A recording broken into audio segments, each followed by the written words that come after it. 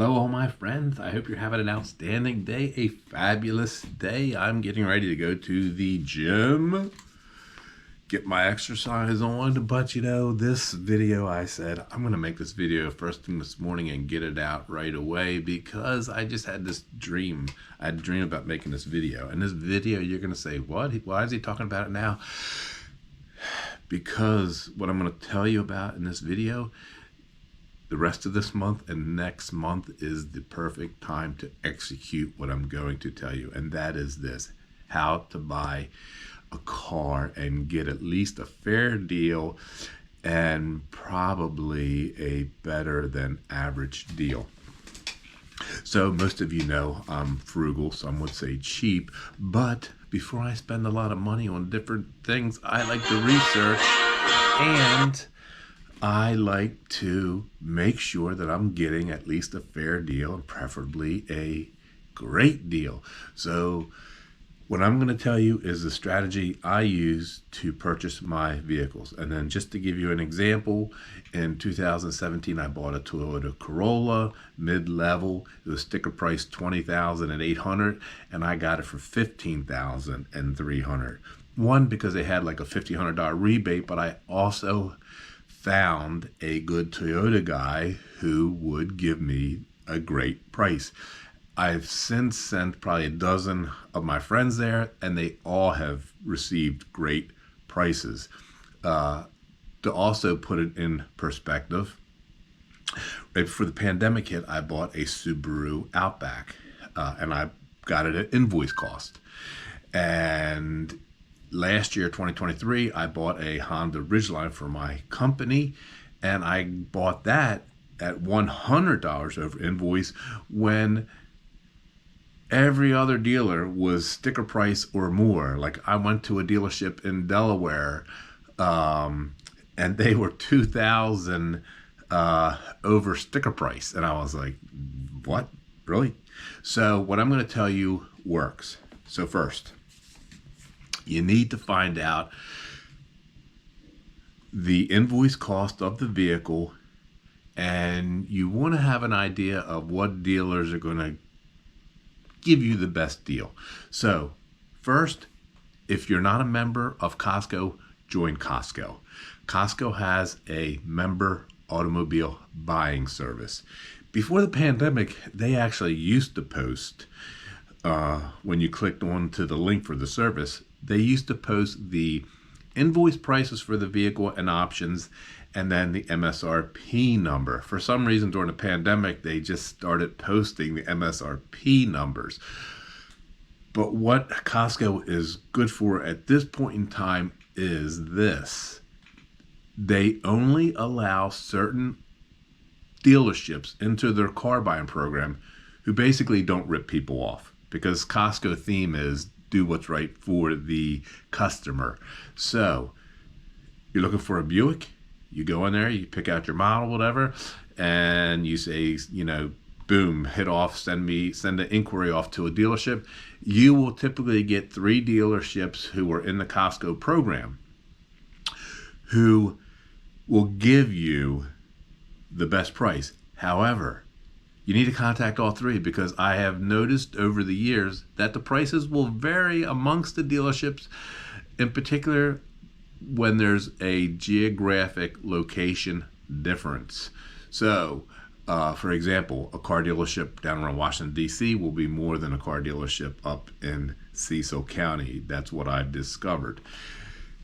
The other most important thing about Costco is when you go onto the automobile buying service site, they will tell you all the rebates that are available, including this secret rebates, which there are secret rebates sometimes, which go from the manufacturer of the automobile to the dealer, which are not mandatory to give you. But the dealerships who participate in the Costco program will always give you that secret money. So Costco is a great place to find your leads for dealerships to contact and what incentives there are for you. Now, when I bought my Ridgeline, I was like, hell, where am I going to find out invoice price? So I researched and I researched and I researched, and I found jdpower.com. I'm going to put the links in this description. jdpower.com will give you the invoice price, the MSRP price, and they will tell you what the geographic sales average have been near you. For example, I've noticed before the pandemic, I sold my Corvette with the idea that I was going to buy a new version, the 2020 version. And when the pandemic hit, that all went out the window because they were scarce, prices of Corvettes went crazy, and so that never happened. But prices of Corvettes have come down, and dealerships are selling them now, sticker price, and I've seen one dealership have one on the lot that was a couple thousand under MSRP. So what does that mean? That means now you have a better chance of getting a fair deal instead of paying stupid markup. So on JD Power, I was looking at one particular model for a Corvette, and the MSRP was like $75,400, and the invoice was $70,400. So you pretty much know that there's like a $5,000 markup from the sticker price. You can use that as a baseline. So if you're sticking with, say, the Corvette Coupes as the example, you pretty much know from 1 LT, 2 LT, 3 LT trim levels that if you get $5,000 off the sticker price, you've done outstanding. And you know basically invoice is where you're working from for negotiating. For cars that are popular, the Corvette, I was also looking at BMW M3s, competition X-Drives. For cars that are smoking hot, your fair deal is probably going to be MSRP. Anything under is going to be like incredible, but not for other vehicles. Manufacturers are already given rebates on trucks and other things. So the ability to buy a car at invoice now is better than it has been in the past 4 years. So once you have the numbers that you're for the vehicle, the invoice number with your options and everything, do not go to the dealership. You already got some dealership leads from Costco. Pick dealerships around where you live. I always email, except for the Toyota, I email my Toyota guy. I always email the sales manager.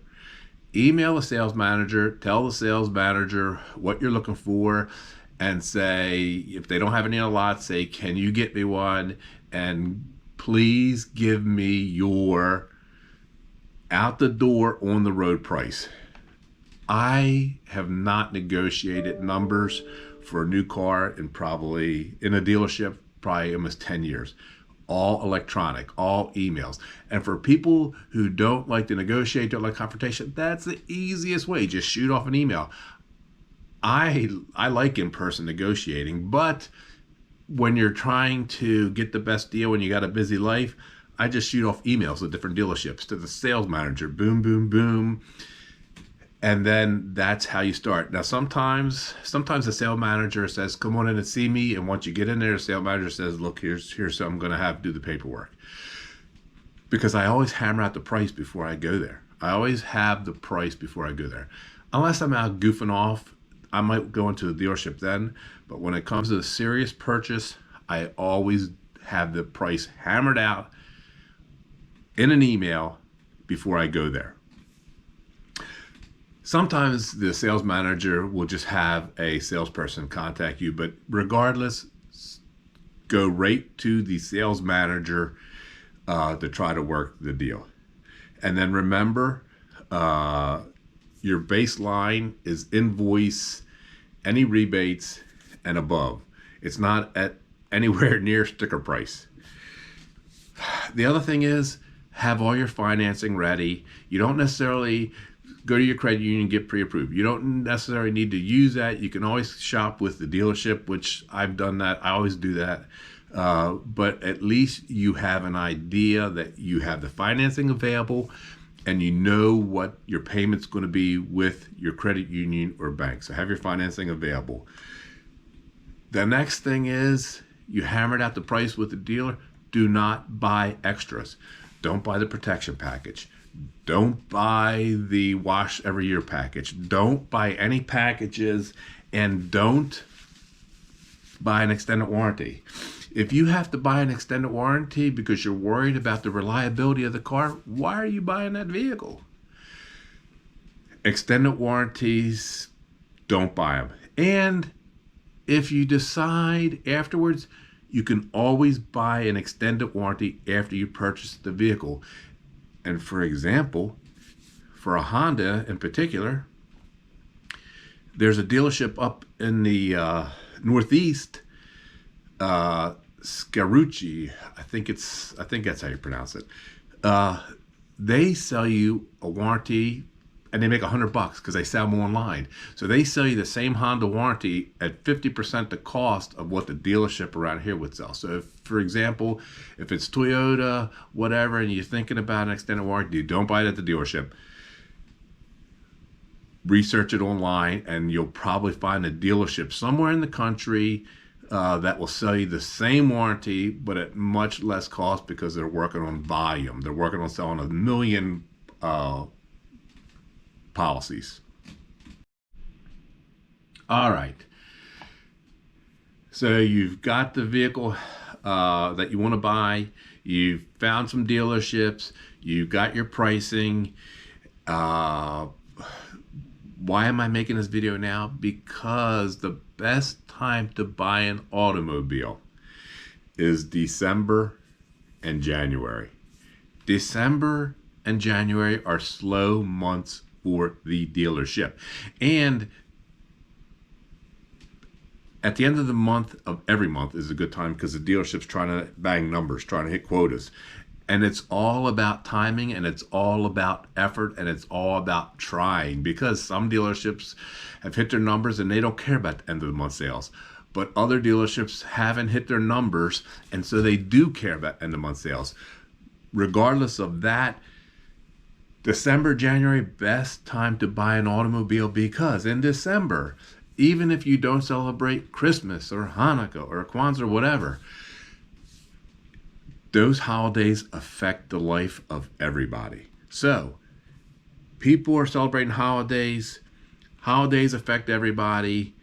There's not a ton of people in the car dealerships, and the car dealerships want to make end of year sales, and they want to get December sales.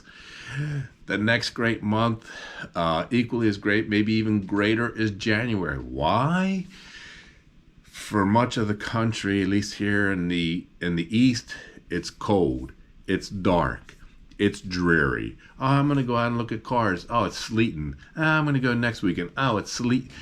The weather's crappy, and people are like, whoa, my MasterCard bill. I spent that much for Christmas.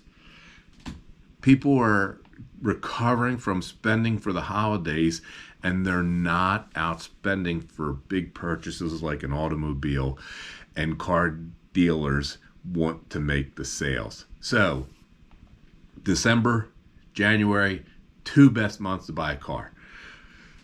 All right, that popped into my head because I was looking at Corvettes. So last night when I was dreaming, I was like, I need to make a video about this, because a lot of people don't know this, and I have heard people say, oh, I just went in and I paid sticker price, and it hurts me when I hear that. Look, you want the dealership to make money. Yes, because you want them to be around. Yes, and you want the employment for the country and the economy. Yes, yes, yes. They will not sell you a car and lose money. So you go and try to negotiate your best deal, working from the invoice up. All right, I hope you got something out of this. I hope you enjoyed it. Tell your friends. Oh, I forgot to say, thank you for watching. Please subscribe. Please check the like. Please check the bell. And if you haven't subscribed, it's YouTube. It's private. It's a Google product. It's free. Doesn't cost you anything to subscribe. A comment would be great. And thank you all for watching. And I love you all. See ya!